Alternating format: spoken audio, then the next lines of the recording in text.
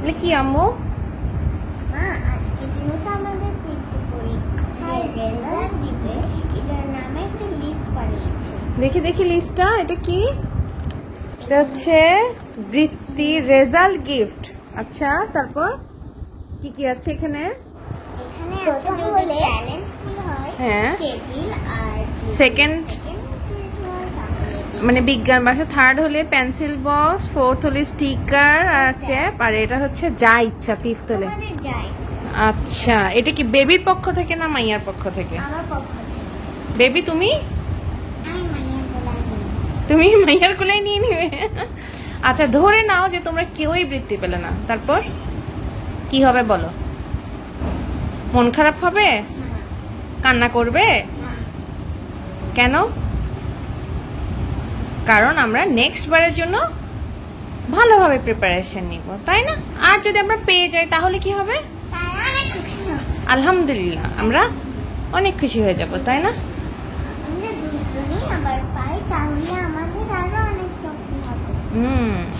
আচ্ছা, ঠিক আছে।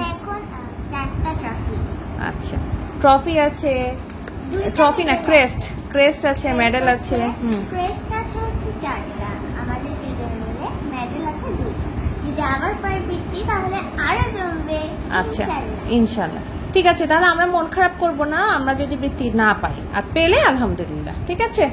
আমি তো ওয়েটই করতে পারছি না। আমিও ওয়েট করতে পারছি। তোমার কি বুক ধরফর করছে? হ্যাঁ, না আমার তেমন বেশি করছে না, একটু বেবির করছে। আচ্ছা, ঠিক আছে, দেখা যাক। আমরা রেডি হয়েছি, এখন আমরা যাব। রেজাল্ট যাই হোক আমরা সেটা মেনে নিব, ঠিক আছে? ওকে, চিয়ার আপ। ওকে, বু। তো রেজাল্ট নেওয়ার উদ্দেশ্যে আমরা এখন চলে এসেছি আমাদের সহজপাঠ স্কুলে। কে পড়ে? ওয়াসনা ইসরা পড়ে, তাই না? আচ্ছা, আমরা যখন এসেছি তখন পর্যন্ত তেমন কেউ এসে পৌঁছায়নি। আসলে 3টার সময় যেহেতু সময় দেওয়া হয়েছিল, তো 3টার আগে আমরা একটু পৌঁছে গেছি।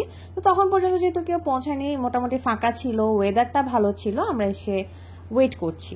ওয়াসনা ইসরার সামনের দিকে আমরা একটু ফটোশুট করছিলাম সুন্দর করে। আচ্ছা, আমি কয়েকটা ছবি তুলে রাখলাম। এই ছবি তো আসলে স্মৃতি। তো ওদের এই বৃত্তি পরীক্ষা মূলত হয়েছে মাসখানেক আগে। রেজাল্ট নেয়ার জন্য তাদের সে কি আগ্রহ। আচ্ছা, এটা মুখে এটা আমাদের লিপি মিস। আচ্ছা, আমাদের মাননীয় মন্ত্রী মহোদয় এসে পৌঁছেছেন, যিনি বীর মুক্তিযোদ্ধা আকম মোজাম্মেল হক। উনি মোটামুটি খুব একটা বেশি আসলে দেরি করেননি। তো উনি আসার সাথে সাথে আমাদের মূল অনুষ্ঠান শুরু হয়ে গেল। তো মোটামুটি প্রায় এর চেয়ে অনেক বেশি মানুষ হয়েছিল, দিন কানায় কানায় পূর্ণ ছিল। তো সবাই খুব অধীর আগ্রহে উপস্থিত থেকে তাকিয়েছিল যে কখন রেজাল্ট পাবলিশ হবে। তো শুরুতেই ছিল আমাদের কার বক্তব্য? টুটুল স্যারের বক্তব্য। বেবি, তোমার কেমন লাগছিল তখন আম্মু? ভালো লাগছিল। আচ্ছা, এরপর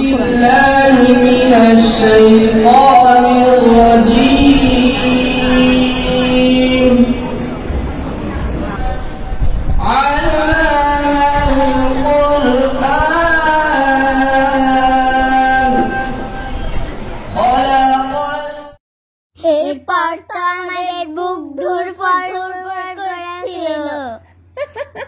বেবি কি হচ্ছিল? ধুরফর। আচ্ছা, তো এবার হচ্ছে আসন গ্রহণ করার পালা। তো যত সময় ঘনিয়ে আসে সবার চোখে মুখে এক ধরনের একটা উৎসাহ। সেই তো আমাদের মূল প্রোগ্রাম শুরু হয়েছে জাতীয় সঙ্গীতের মাধ্যমে।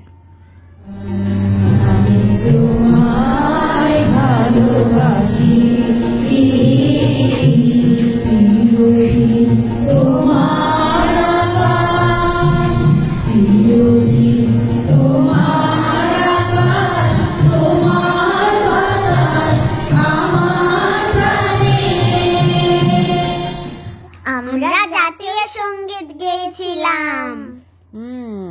আচ্ছা, যাকে উদ্দেশ্য করে এই একে খান বৃত্তি প্রদান করা হয় তার বক্তব্য শুনলাম। এরপর আমাদের chairman sir DIG Salma Dolly, ওনার বক্তব্য শুনলাম। ওনার বক্তব্য বলতে এখানে মূলত একে খান মানে যিনি ওনার পিতা, ওনাকে নিয়ে বেশ কিছু ওনার জীবনের যে গল্পটা, সেই গল্পটা মূলত আমরা শুনেছি। তো যাই হোক, এবার হচ্ছে তাদেরকে স্মারক প্রদান করার পালা। এরপর আমাদের মূল অনুষ্ঠান শুরু, তার মানে হচ্ছে বৃত্তি প্রদান। এর আগে মাননীয় মন্ত্রী মহোদয়ের ছিল বক্তব্য, যেটা আমরা মনোযোগ দিয়ে সবাই শুনলাম। তো এর ফাঁকে ফাঁকে কিন্তু আমি আমার মেয়েদের দিকে খেয়াল রাখছিলাম যে তারা আসলে কি করছে, কারণ তারা আমাদের চেয়ে তাদের মেন্টাল কন্ডিশন স্বাভাবিক, ওরা আরেকটু বেশি এক্সাইটেড থাকার কথা। তো এর পরপর শুরু হয়ে যাচ্ছে এখন বৃত্তি প্রদান।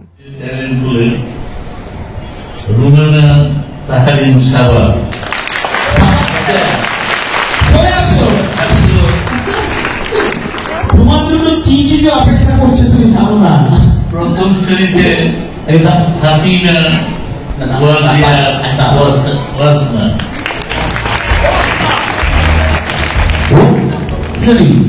দ্বিতীয় শ্রেণীতে বেলাল হোসেন সাহান,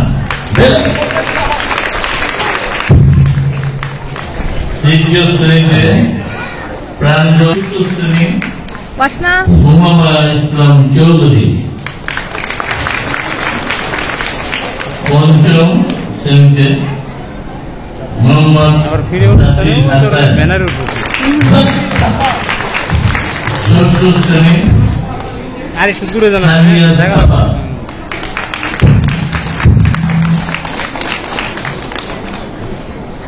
কি ব্যাপার সবাই মেয়েরাই নিয়ে নিল, ছেলেরা কি মায়েরা বোনেরা আপনাদেরকে ধন্যবাদ। কিন্তু মেয়েদেরকে ভালো করে পড়ান নাকি, ছেলেদেরকে পড়াবেন না? মানে অনুষ্ঠানটা শুরু হয়ে গেছে। আসনা, তোমার অনুভূতি বলো যখন তোমার নাম ঘোষণা করা হলো। আমার নাম যখন ঘোষণা করা হয়েছে, আমি হাঁ করে কিছুক্ষণ তাকিয়েছিলাম। আমি ট্যালেন্ট পুলে বৃত্তি পেয়েছি, এটা খুবই খুশির খবর।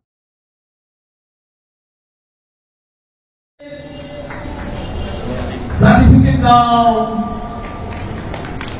ক্রেস্ট দাও, ক্রেস্ট দাও, চেক দাও এবং উত্তরীয়। If I was now,